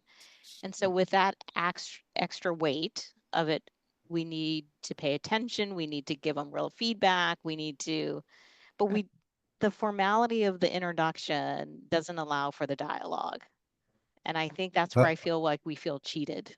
That actually, I mean, if I could piggyback onto that, because it's a related issue. And by the way, I agree with everyone's comments, but that gets to that issue of that initial presentation to me, which is piggybacking on yours and something that I didn't quite understand. which is this option of basically saying it needs to be sent back for modification or going to review. In my mind, if it's being sent back to the planning, I'm thinking, for example, of a project, for example, a 50-story building on a small site that came and our view is that this should not be reviewed at this time because the project is not appropriate, and it is sent back to the BPDA. Does that count as one of the meetings? Because if it does, I think that should be like that shouldn't count in my mind. Right, I wonder, I'm sorry, I know there are hands raised, but I wonder if we could have a conversation, Mimi and Yeah, Linda. we can, but I I'm also sorry to- interrupted Linda, so I'm just Yeah. mindful of that, Linda. We're So all please. interrupting each other. Apologize. Yeah. But maybe this is one thing that I wanted to bring up is I do miss that when we met in person, which was a long time ago now, we didn't raise our hands, and it created a better resolution to whatever we were discussing because nobody's raising their hands. And so just to follow up on what David said, I'm not sure I can even remember what I was going to say, which is that I do think that I agree with what he said, and I've forgotten what I was going to say, actually. But I think it would be helpful if we could think about that. How can we create, and this is both a challenge to BP, but also to Mimi and Linda, is like, how can we create a better dialogue in BCDC? And I don't know that's it written into the bylaws, but it just, I don't know, Seth and those of you who, Kirk and others, you may remember, and Anne Marie, David, like before when we would like eat in front of everybody in person, but there was a kind of nice, like sometimes we'd get on a roll and we'd like work together and we'd like, okay, that's it, right? But now we're all, I'm saying this, Shauna then says this, someone else says this, and I'm not sure that it helps the proponent. So this is off topic, but my apologies for that. Yeah, but I'm glad you said it because I'm not saying we have to come back in person, but there's got to be a better way to do this through Zoom and talk to each other. It's a little polite right now. And, Laura, you say something and I want to say something. I'm like, either I agree and here's another way we could do it. And then you could say something back to me. And I feel like I really miss that. Yeah, I kind of agree, and I'm going to give the platform back to Linda, but the issue is that we're 13 commissioners, and it's really hard when 13 commissioners are interjecting. I hate the formality too. I'm not a stickler for the raised hand, but it really was chaotic when that wasn't part of how the Zoom meetings were I wonder if held. there's something in between. Yeah. Maybe we can think about it as a group. Absolutely. Open to suggestions, but anyway, But Linda. I know other people had their hands raised, so just. Yeah, no, I like the all of this comment because this it was just expressing that I feel like our best projects are when we have the dialogue with the proponents, and I don't want to lose that because they know that there will only be a certain number of meetings, right? I think the dialogue is meant to create bolder ideas, fresh ideas. Right. And not just, okay, now we're going to move you to the next That's meeting. But we really want to encourage this kind of positive evolution of projects and beautiful spaces within our city. And so I do hope that we kind of keep our eye on that, make sure we're not losing that, figure out a way to encourage that. So that was just my second comment. I have two more quick ones. So Christina, I like the language that you used. I may not have it right, but something about exceptionally complex, that we kind of reserve the right to pivot. The reason this caught my attention this time is, the question of when do we decide? Because it may be that we have a sense at the onset of a project that it's going to be pretty straightforward. But we learn, as we always do, about the project. And at a certain point, we're like, oh my gosh, this has a complexity we didn't initially understand or realize. And so is there an opportunity for us to in some way kind of huddle and say, we really think that this would warrant a little bit more review? And so I don't need an answer to that today, Christina and Seth, but I do think that building in this, okay, let's have a reflection moment here because we're learning as we go. And then the last one is Sorry, just wait, Linda, can I just ask a clarification question on that last point? Do we make the recommendation that a project is exceptionally complex? That's or not the language I No. heard. No, Yeah. that would be that the planning department does that at project intake. I think that what we are trying to, I don't know what the phrase is, square here between the planning department's review and the commission's review is that in time we are trying to get to a place in Article 80 where the duration of the review, the number of days that a project is in review, is predictable. That might be longer than the number of days that are currently in Article 80, but today, as I'm sure many of you operating as proponents are aware, that there is no way that the planning department is conducting its review in the day limitation that is described by Article 80. It's kind of impossible. I believe it's true, but it's kind of impossible to conceive of a world where the BCDC is also conducting its review in a day limitation, which is why we created the kind of number of meeting limitation and said that we are going to do our best to coordinate it within the window of the planning department's review. But no, Shauna, the planning department would determine if a project was going to have a kind of outside the norm review process. The planning department would need to indicate that to the proponent at the project intake to create that predictability for the proponent. Okay, I believe Linda still has not Okay, gotten through her I comments. promise I only started with 4 comments. And then we're going to Okay. pass it to David Hassine and Jonathan, and in this I interest have, of a free-flowing raised dialogue. hand as well, so. Okay, so the last piece is I often learn a lot with public comment. And sometimes we get public comment at the meeting where we're voting. And I always find that it's a little discouraging because we're kind of at a certain place in the process and we hear that and we're learning from that, but it may not be as effective as getting that public comment earlier. All to say that I think with the new process, it would be really great if there was some kind of like easy link to the comment letters for commissioners, you know, so as we're logging into a meeting, we can kind of look for those, understand what the key issues are that may not come up in the proponent's presentation, and just help us to understand a little bit of the nuances. So that's just an ask, Christina, for all of us commissioners. Thanks. Linda.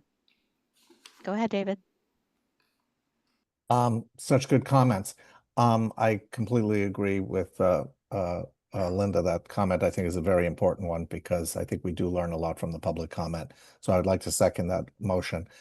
The just a couple of quick comments. The concern that I have about the meeting limits is that our proponents are very sophisticated, and and I've been doing this for a long time, and there are certain institutions and clients who game that system and who come back to 3 meetings without changing anything, who talk through the entire meeting. And I think that we've always had the power to keep them on the hook and keep them held accountable.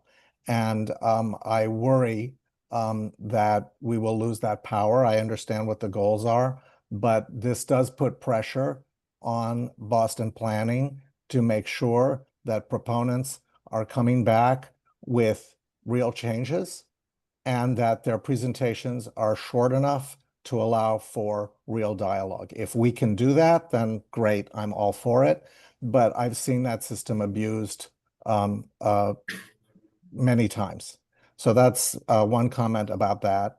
The other thing about the essentially projects that are exceptionally large, I think in the spirit of keeping the keeping flexibility, as you mentioned, Christina, I would like to describe projects that may require additional review as projects that are exceptionally large, complex, or sensitive. If you said that, I mean, I can imagine projects, you know, that are on the Greenway, or I don't know, I can't what they are, but they may not be exceptionally large, and they may be exceptionally sensitive, and they may require a more thorough review process. So I think that language is a little too narrow, and I don't see why you wouldn't expand it a little bit to give yourself the latitude to create a review process for projects that are not Suffolk Downs, but that nonetheless have a very significant impact on the city, and we don't even know what those are yet. So that's my second comment. And lastly, to Mick Young's comment, I know this has nothing to do with the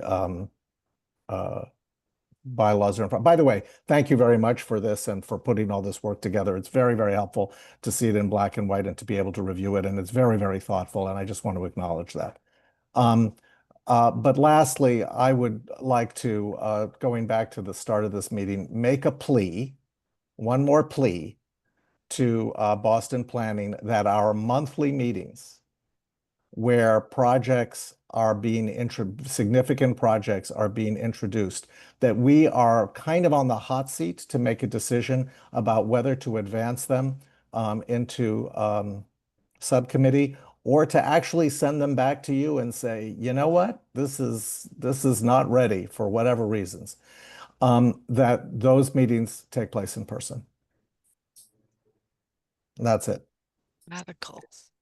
If I could maybe speak to David, your first point, I think, regarding the responsibility that falls right to the planning department with this idea of road mapping meetings and setting limits. I think we absolutely agree and see that this only works if the planning department steps up to that challenge and focuses on bringing projects back when they have developed enough, right, for your consideration. We are very much trying to protect against projects that are running out the clock. And that's why we've, introduced this idea that projects are not going to be reviewed, in 3 meetings straight, 2 weeks apart, under the worst scenario. But that, their review time is concurrent with our review, meaning that we see them early, we get your input right early, so that your input and staff's input is being used or is being considered and absorbed by the proponent at the same time, right? And so that it's coming back then multiple months later for your further input after they've made some updates and development. And so, and I yes. appreciate that, Seth, but some of those proponents are very politically powerful proponents. Yep. And so, and that puts you in a very difficult position. So I just want to acknowledge that. Yep. And I think that, we also recognize that there was a need as a stopgap, right, to prevent against the run out as well. And so that's why we added the language for, additional meetings may be required, for proponents who appear to be doing that. Okay. Or for projects that are particularly sensitive or otherwise have some issue come up that would necessitate additional review. I think also that the recommendation for needed modification, if that is your final recommendation and that's going in the board memo, that would be a black eye to a proponent seeking board approval, having not resolved the issues of the commission. And I put it in the bylaws that we would put that record in the board memo, not just in BCDC's own record, as a way to elevate that, right? If someone does hold out the clock, makes no change, no additional process is created, but that changes are needed, that is an acceptable final recommendation from the commission. As a commission, we've always worked to get to yes, to approval. And I think we're going to have to really, really be more disciplined in really acknowledging when it's a no. And I just think we're just going to have to be honest with ourselves and with the proponent team, which is going to be hard. But anyway, Jonathan. Yeah, thanks. I absorbing a lot of this, and I appreciate all of the insight because it is very helpful. I agree with a lot of what I've heard. What stands out to me is, I guess, traditionally how I've always seen BCDC and what these changes will bring about, particularly with the idea that the private development community has about the first meeting. It does often feel like an intake, and you will more than likely be sent to subcommittee. And so the commentary is generally very kind of overview and high level, and you're sort of going commissioner by commissioner. I think it will put more heat on what that first meeting is, as Mimi said, and really starting to unpack. If you think about a project as we would do them, it's like the urban design, the larger moves, and then maybe you get into the buildings in further meetings. But I just think it'll be interesting to see how we can get through all of the commissioners in the first meeting with a deep level of commentary. And to Mick Young's point about what a genuine dialogue feels like, I fully support that. I know that it's trouble it could be troubling Mimi to manage the crowd, so to speak, with the raised hand function, but I think we all agree ideas come from dialogue, and they come from conversation and taking levels and sort of unpacking things. And sometimes if you're waiting this and that, you kind of lose the power that can provide. So I would encourage, how can we think about doing that in a civil manner? And uh, uh, the idea that we're trying to manage the predictability of a developer, and we talk about incentivizing development and what is a clear process from a public policy side. I understand the argument, but we just don't want to lose sight of you know, making sure that we're coming across with really clear, good advice, good recommendations that have been thought through, and that we have time to understand and learn about the project with the proponent. I mean, it's one thing to see a presentation, it's another thing to talk to the author of the presentation and learn from them. Why did they do this? Why did they think of that? Why did they sort of make this street public and this one private? And so there's just, hopefully within the course of this meeting structure, enough time to have the dialogue, which would then result in really fruitful, recommendations going back. Yeah, I think that's helpful. And honestly, would love the dialogue, because I'm the one that always has to come in at the end, and I'm dying to chime in earlier most of the time. But anyway, that's a whole other Maybe Can I you don't have to say- do that. Can I? Can I say that I have to go to ahead. Jonathan's point about that first meeting being more impactful? I think two things we can do to do that is, one, getting presentations to you earlier so that you are, and not that we want to ask for more of your time and homework on the outside, but that you are better oriented to the project. So one, improving the quality of that presentation, two, getting that presentation to you earlier. And I think three, we're a little bit hopeful that if over time the change in the threshold means that there are fewer projects coming, that we are able to spend more time on each project in the agenda. I think I've heard from a lot of people that have been here longer, who may have been here when meetings went till 11 o'clock at night, that they appreciate that the meetings have a hard beginning and a hard end, but our agenda has just been so packed in the last year that we've been proponents' meetings are timed to the minute, and then I time the commissioner comments, and like that is definitely not engendering a environment of discussion. So hopefully some of that agenda demand pressure will help give us some more time. Sorry, Anne Marie.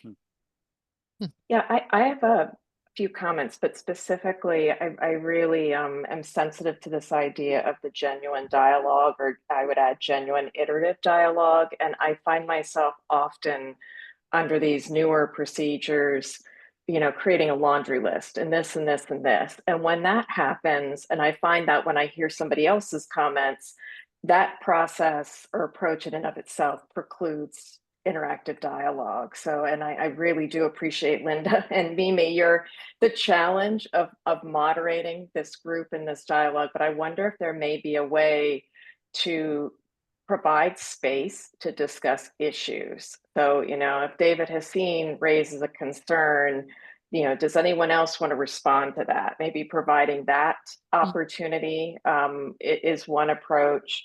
As I wrote in the chat, I really want to urge the idea, and I've been trying to listen to this and then also review the document, but if the limitation of the duration of the review can really be more explicitly worded as a guide, because the nature, as we know, of this process is dynamic. We just reviewed a project that was first introduced nearly 10 years ago, came back to us. As some of my colleagues have acknowledged, there are points where we learn a little detail that we didn't notice before. So I think we, are all want to be respectful of the process and the time that proponents put into it, but also maybe even put that wording in there. I also just want to acknowledge, again, having been a part of this process in 2 cities under different mayoral administrations, we are at an unusual moment, an extraordinary moment where we have a progressive mayor, who has invested in the planning staff so that we have increasing capacity and expertise. That is not always the case. I just want to make sure that we're putting some guardrails in place that recognize, there are times where that may not happen. And just want to, encourage us to think about that. And then I also want to echo some concerns of my colleagues about just encouraging us or recommending that we extend the duration of this process of kind of a trial period, recognizing just the dynamics of this process and just let this testing process run out a little further. Sorry, I just gave a laundry list, which in contrast to what I was recommending. That's great. Laura? If we are going to be held to these new standards, I think that it's also important that the presentations that are given to us are held to different standards as well, and that the quality of those and the thoroughness of those are considered. So for instance, from the very small to, I can't tell you how many plans I've seen without north arrows, without street names, with just basic information missing, but as well as things that I'm sure each of us in our own disciplines could point to. So for me, I get annoyed when I have no idea what is going on with the topography and the city is not flat. And yet there's really no requirement that, to my knowledge, there's no requirement that there's a consideration and a review of those kinds of basic things. If we see it and we don't need to comment on it, that's fine. But having to ask that and then say return with that document is kind of a time waster, right? Because that's part of the thinking of how you make a landscape design for sure. And I'm sure there are equivalents, as I said, in other parts of the project. So I would ask that the planning department think very carefully about what should be required in those packages, particularly the initial ones, so that we can have a more fruitful conversation. So we're not asking basic questions about shadows and, oftentimes we're told, well, it's in the PNF but we don't always have time to go back and see that. Like, this should be a buildup of information over time that can be easily recognized. When we don't have to comment on every single thing, and that would help us not have to do that. And I wholeheartedly support everybody's idea that we loosen up our discussions. And maybe we need to have, people who are so inclined come together to talk about how we could do that. Is it a 10-minute free-for-all in the beginning and then call on people and another 10 minutes free-for-all to follow up? Because the times that we've had the richest conversations are those nights when we have, say, a whole session. I don't mean the entire session, but a chunky session where we're able to discuss, and that happens in the subcommittee meetings. And when that happens, it is so rich. I feel like we get so much more done in those times when we've been able to follow up. You kind of feel stingy when you've had your hand up, you've had your say, and then Anne Marie says something, but I don't want to follow it up because there are 3 other people with their hands up. I mean, I do want to follow it up, but I don't always. And then just back to this question about, I know that the planning department will say whether or not this project is complex enough to go to the extra meetings. I'm wondering, is there a mechanism for our faithful leaders, in this case, Mimi and Linda, thank you. Mimi and Linda, to be able to say to planning, look, that was a terrible meeting. They were not ready. And even though you've determined that it is, not a complex project, we're just letting you know, as you said, that they weren't ready. They really weren't ready, and they shouldn't have come before us, and they have skirted the process by doing so. So that's some of the reporting that you were talking about as well, in the record, so to speak. But I think there ought to be a mechanism for the co-chairs to be able to also register that with the planning department. And I'll stop there. Laura, can I, in the spirit of following up on something, one thing that used to happen in person that is a little less consistent now, that might be something that Mimi and Linda want to consider, is that when a project was first presented, the first set of comments was really questions, just questions, clarifying questions. And then we would sometimes go into that second round of like, okay, here are the comments and here this kind of stuff. And that might be one way of narrowing the discussion down where, your question is like, I'm sorry, where's North? And there's just some of these things that just get asked. You're not yet making your comments. You're just trying to understand the project better. And that we almost, it's a little bit like Linda's comment about public comment, like so that we have questions and we have public comment and we have those things to digest before we offer up our comments and get into a dialogue. It's just a thought, but you made me think of it, so Though, David, I never want to ask where North is. It just enrages me so much because every person in my office knows if you don't have a scale, that's the other thing, a scale and a North arrow, come back later. In the spirit of addressing that, if I can jump in, I can assure you every email Christina sends out includes the ask for the North arrow and scale. So I'm sure it does. Where it doesn't happen is actually a good indication of, where, planning staff need to do better in sort of a completeness check, right? And these templates that we also spoke about for proponents and their presentations, getting them to you earlier, right? We have a sort of tradition of things being worked on until the last minute.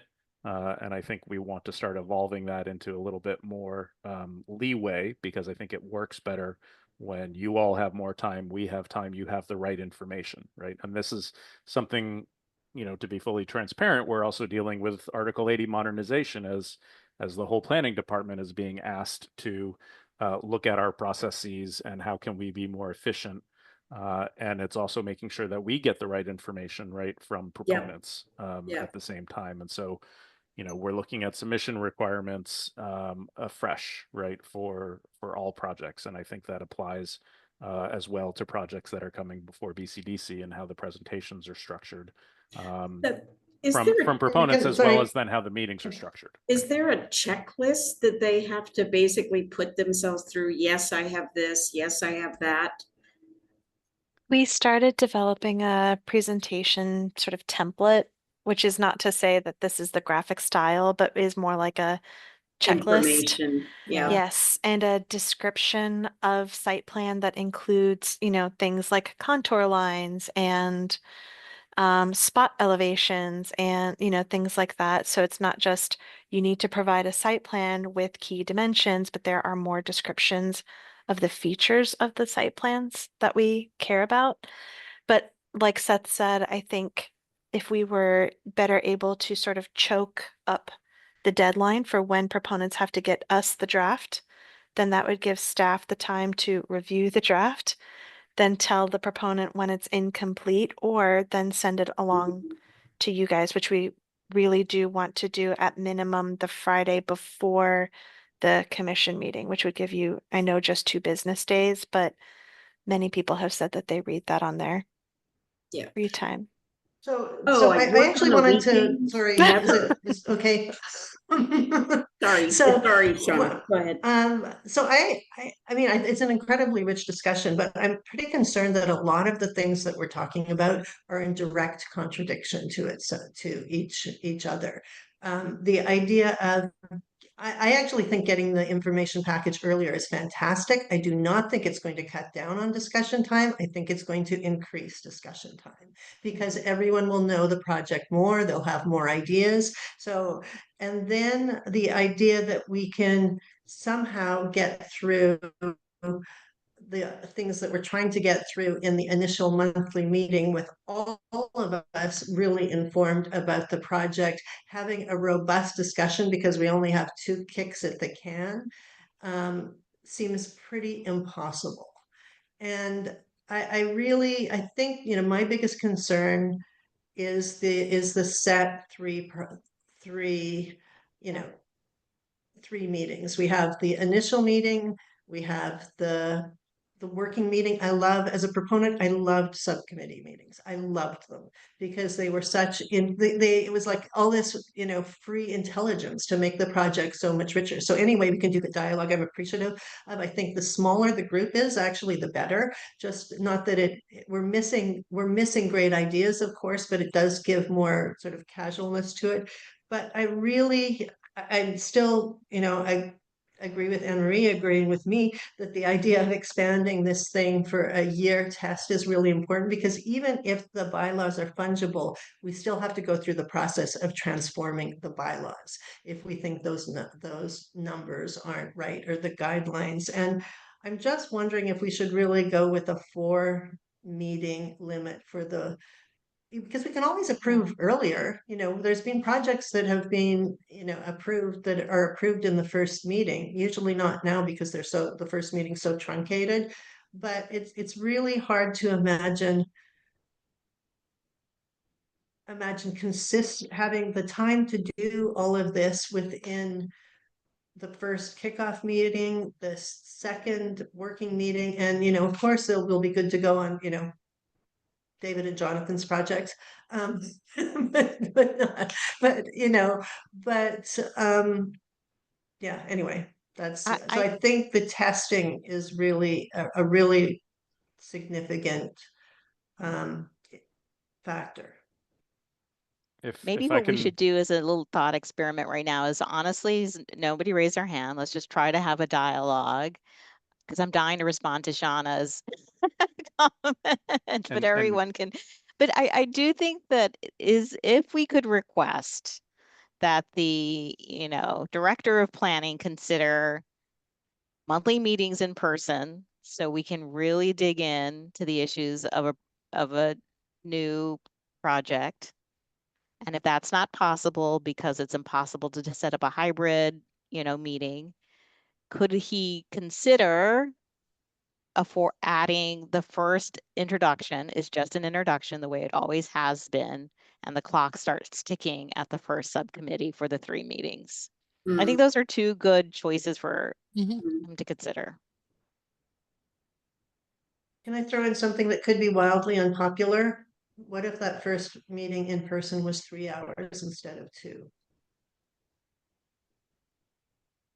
That's so unpopular. And I think certainly, Shauna, that's where part of this was going, right? In order to have the effective dialogue, things are going to take longer than they were before. True. And I think So is some it- of that might be helped by fewer projects going through, but ultimately, I think, yes, we will be having longer meetings or spending more on each project, than we have previously for this to work. I also wanted to throw out one other thing that we had talked about early on in this process as we were beginning to discuss some of these potential reforms with you all, and that is a little bit of a sort of, culture shift in projects, right? I think we always recognize that the dialogue is amazing, right? The feedback from the commission is amazing and helps achieve better design outcomes, right, for projects and for the city. And we always want to make sure that no matter what we do, right, that is kept. I think one thing that we recognized in how we've sort of evolved to review projects is that there's the introduction, then subcommittee works through a lot of the issues, and you keep presenting until those issues have been resolved, and you're at maybe 90% or 95% before then going back to full committee review. And of course, not all the issues are resolved, but a lot of times the last meeting is, less of a critical or a healthy conversation about the things that need to continue evolving, and sort of a thank you and a recognition of all the changes that have happened. So part of this is maybe a culture change where the final meeting is maybe not the resolution of every issue that's been brought up.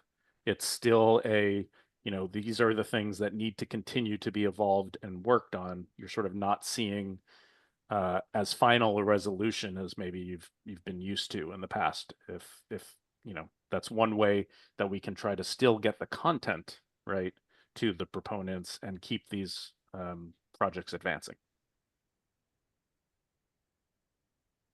Right, and I think, Seth, I think I recall 2 points on that the idea that the commission is making a recommendation back to the planning department, right? So emphasizing that what we're doing is a step in the process, because there could be still further, like oftentimes we'll, at the end of our comments, just like we just did, we'll refer the proponent to further, follow up with planning staff. So I think that would help. One last thing I wanted to mention about Laura Solano made some great points about what should just be expected, like page numbers and north arrow and these sorts of things. I do appreciate when we go in front of the Landmarks Commission being able to rely on the standards and criteria, that they've put out, and although that is not those kinds of things, north arrows, borders, margins, page numbers. It's more about just what you would expect, or what they would be generally okay approving within a landmark district. I could see something along the lines of a document like that, back to the idea of setting predictability for proponents, that would allow us to give some generalities around good urban design, good planning, like we really care about active streetscapes, broad statements like that really shouldn't put a crunch on design creativity, but it does create, again, a standard that we generally look for. And in that type of document, you could also list some of the low-hanging fruit, like the page numbers and that kind of thing. So I just wanted to mention that. I'm not calling on anyone. No. Well, then, can I ask a process question? One is, maybe you've said this earlier, Christina, if we were to look for a trial run, what's the likelihood of something like that conversely, what's the urgency to approve and what's the approval process for what we're describing or discussing here right now? The adoption process, rather. Yeah, the zoning change, the change in the threshold, that is going to the zoning commission on the 13th. So The are you really bylaws just and talking about the such. bylaws? Yeah. Yeah, I think Seth and I will have to take back the request to sort of trial this. I think the hope was that the things like the meeting limits were something that we have discussed, you know, a few times at this point, and that we hoped that the bylaws was a reflection, an accurate reflection of where that discussion had landed. Certainly tonight is not the first time that we're hearing concern about particularly the 3 meeting limit for up to 2 buildings. And so I think let Seth and I take back the interest in trialing it and get back to everyone about that. The adoption process seems pretty straightforward, that when the commission feels comfortable, we would simply adopt them by a vote at a monthly Of the commission commission. meeting. Correct. Yeah.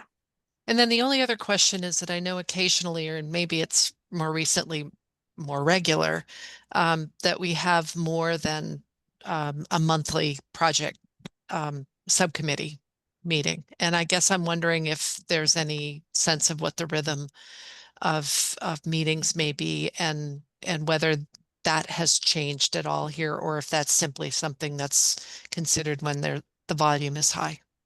It's really just when the volume is high, and we try to give a 1 month's notice when we're anticipating an extra subcommittee meeting is needed. I think back in June of last year, we did have a month that had 2 monthly meetings rather than 2 subcommittee meetings because the volume was that high.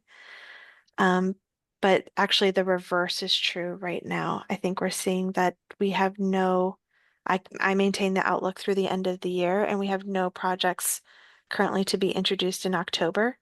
And so it's possible that we may convert October's monthly meeting to an extra subcommittee meeting because the demand for subcommittee meeting is so deep. We've been having these kind of double sessions, which seem to be very productive on the extra large projects. But the double sessions have sort of eaten up quite a bit of the agenda availability of subcommittee the last couple months. Thank you. Sure. So one of the things that I like, I had the great benefit of talking with Seth and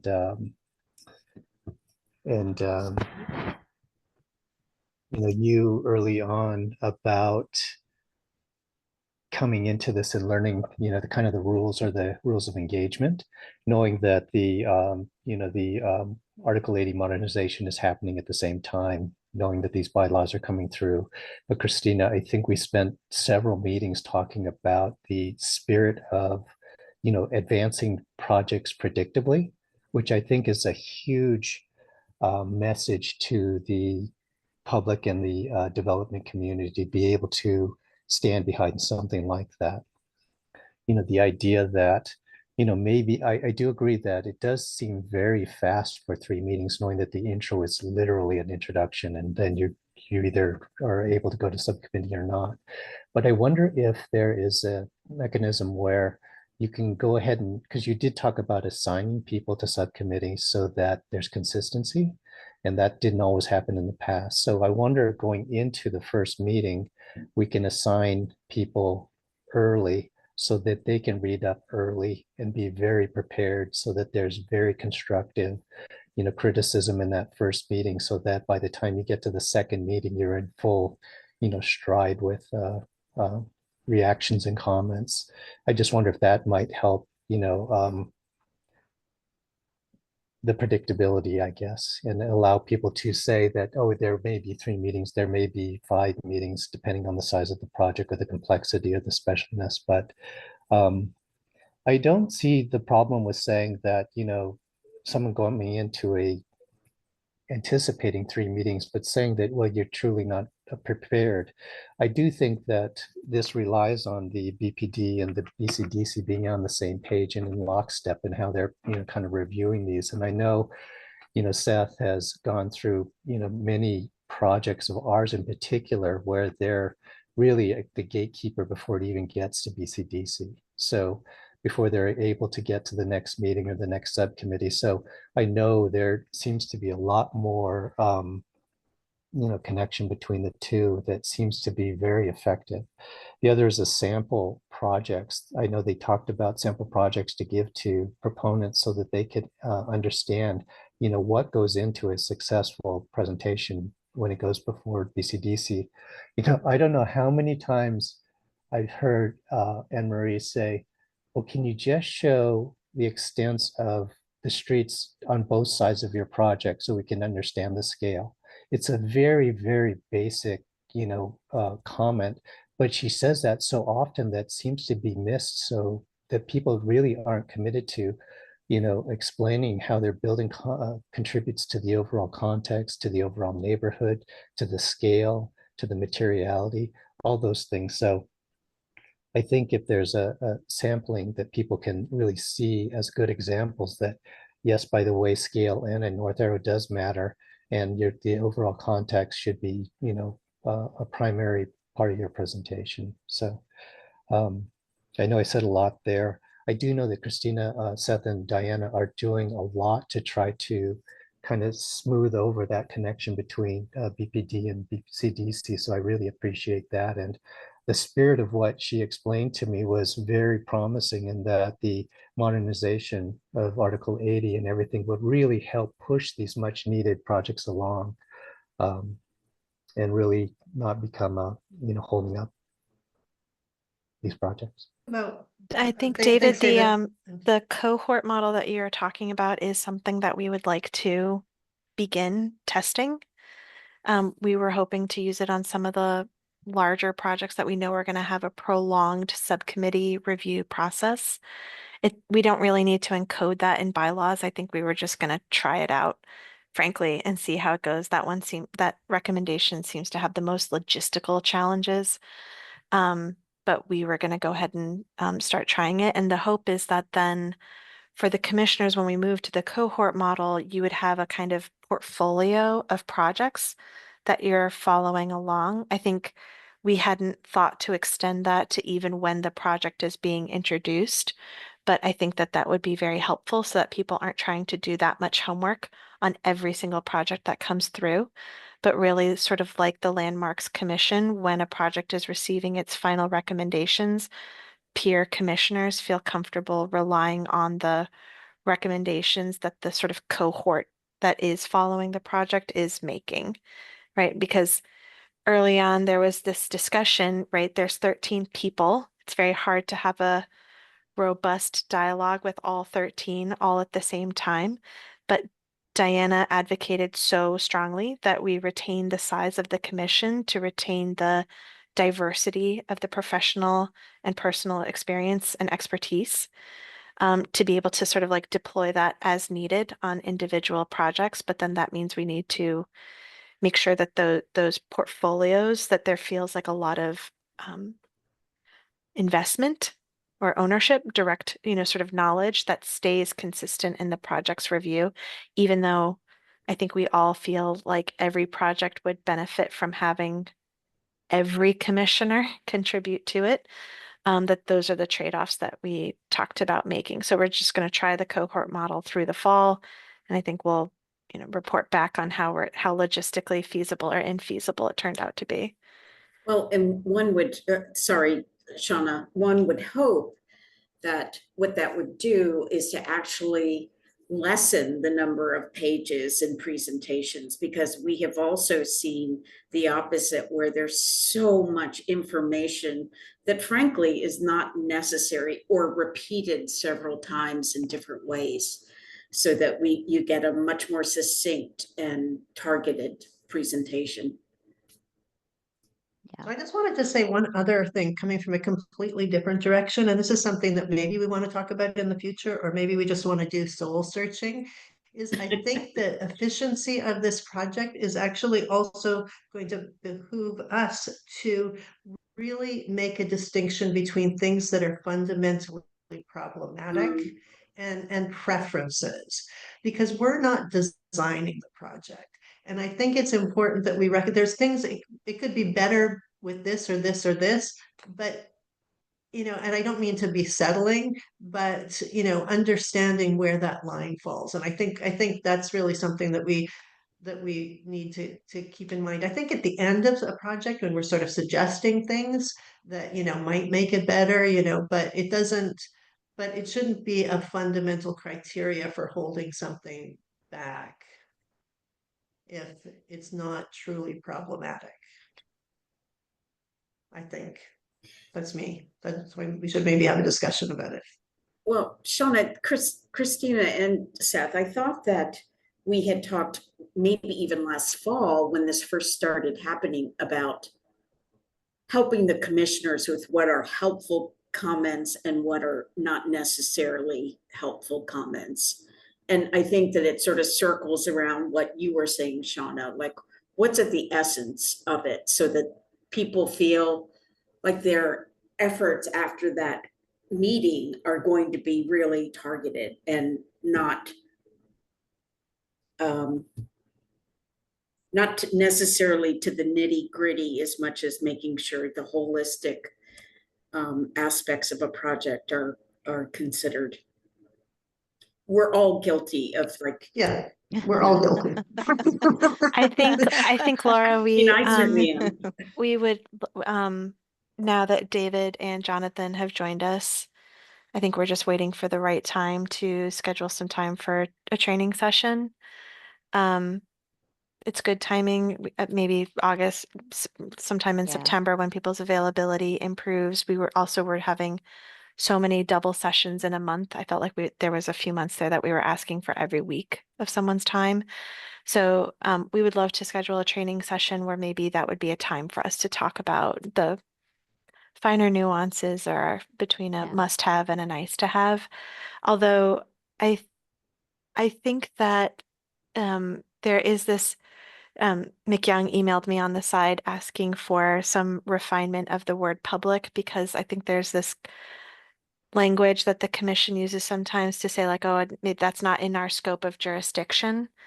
But when something is not in the public realm, the commission's focus is primarily on the public realm, but you are making recommendations to the planning department that is conducting design review. And so every comment that the commission makes, we record the meetings, every comment is taken up, whether it's implemented in the next phase or it's implemented post-board during the nitty-gritty of the design review, is supporting a design reviewer, another landscape architect or professional architect who is facilitating that documentation through 100% CDs.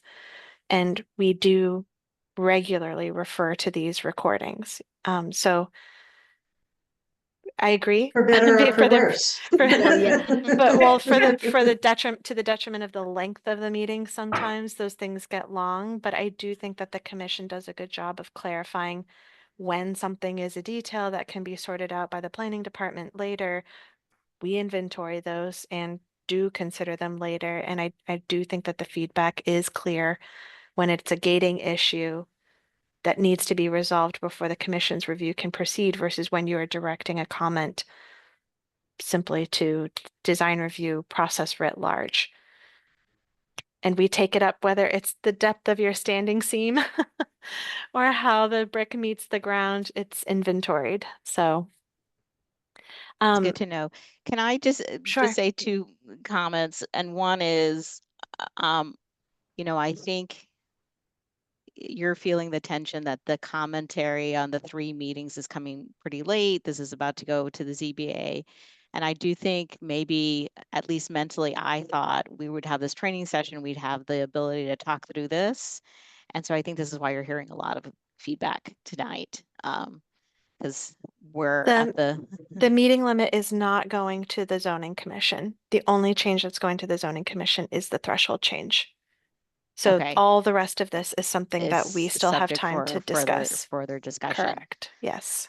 Yeah, that's right. And you mentioned that. And so take that with a grain of salt. But the other thing is that, Laura, Linda and I do get to see the project decks before, and we two things either happen. We're meeting too early, and we don't get to give the proponent enough time to make any of the changes.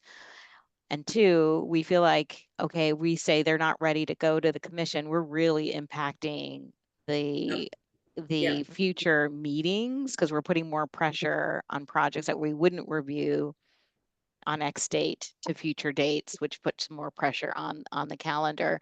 I do think, you know, it would be a discussion to have with Seth and Christina, because I think we feel the pressure of getting a normal cadence of meetings every time. And if we're, you know, would have the ability to say, no, they're not ready, that would really impact schedule. So just a comment, not even a, but that's truly what happens behind the scenes. Yeah, and staff has been very clear that there's a backlog and that we all need to step up, and I get that, but there's got to be some in between where this whole discussion is about asking all of us to raise our standards, not just the proponent, but us as well. And I think that's right. Yeah. Can I just ask one question about the threshold, since that's what's going to ZBA?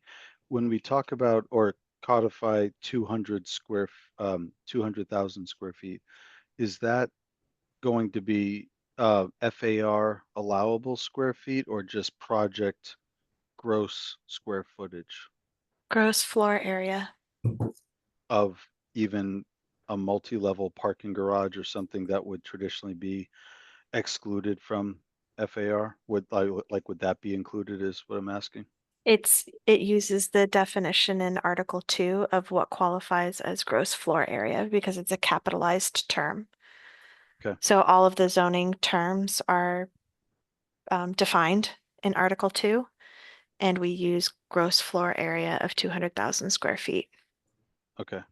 I'll look up how gross floor area is defined. My only concern is with some of these larger projects, given it, you know, multiple buildings, sometimes it may have, or you could imagine, a multi-level parking structure. And so I just wonder about the 100,000 versus 200,000 with that. Like if you were somehow, my real concern is if you are really building a building that's, call it, you know, 280,000 square feet of space, but you're able to exclude some of that square footage to have it recorded as 193 square feet of usable square footage. Do you not have to go to BCDC, I guess is what I'm. I think we find that no matter where we set the threshold, there will be someone who comes in today. That happens for large projects. There are so many projects that are 400, conveniently, incredibly, 49,999 square feet. That no matter where we set the threshold, that will happen. I think I was surprised to find, Jonathan, when we inventoried the pipeline, just how few projects were actually captured in the threshold change. So we inventoried 5 years of projects. We said that in a 5-year timeline, that was about a third, which sounded like a lot. And then we looked at just the last 6 months and we found that actually that number was a lot smaller. It was more like 10% of the projects that the commission saw. And when I applied the threshold change to the projects that we haven't reviewed yet, that are just in our pipeline, no projects fell off the pipeline. So That's I good. think what we've been seeing over time is that projects are getting larger, period. And so demand for the commission's review, even though the economy has tanked, we've seen almost a consistent demand for the commission's review because the projects are just so big, which is not to say that the problem that you're talking about, where someone's going to gamify the gross floor area by whatever literal definition it is, they will. But because we also reserve this right to designate a project of special significance, that's because it's located on a significant site, it's a building of significant form, or it's of significant program, which literally covers every conceivable feature of a project, that for those projects that we think really do need the commission's review, that we would bring those forward for your consideration. Okay, makes sense. I think we got a lot here, honestly, that Seth and I need to bring back. Diana is away on vacation, so we will discuss. And I just want to say that we're so grateful that you guys stayed on so late to have Yes, thank you such all a so long much. conversation. I know that this has been a long process, but that people's sort of continued commitment to review dry language like zoning, like bylaws, is genuinely appreciated. And Seth and I will be reaching out to see if folks are interested in having additional follow-up as we talk through some of these bigger questions. Thanks so much for letting us yammer on. Yes. No, We appreciate thank you. you all for this. I think it's been super helpful, and I know Diana wanted to be here, and we usually don't let her out of City Hall, but you know, we had to finally for some much needed vacation time. Yeah, and I wanted to say I've been very quiet because clearly I've been immersed in this for 2 years. So it's more important for your voice to be heard rather than me channeling you. So, you know, keep it coming, and I'll keep trying to be an honest broker in the Article 8 reform process on our behalf collectively. Yeah, Thanks, thank you so Kurt. much for that. Thanks for being our rep. Yeah, no problem. No problem. All right, and with that, do we have a motion to adjourn? So moved. Second? Second, All right, I'm going to call on you, David Nagahiro. Say yes for Yes. motion to adjourn. Laura Solano, Yes. Mike, scores keep moving. Shauna Gillis-Smith, yes. Jonathan Garland, Yes. Kirk Sykes. I think you're muted, but we know you want to Yes. adjourn. And I vote yes to adjourn. So thank you all and have a good evening. Thank you. Thank you, everybody. Night. Bye-bye. Bye, everybody.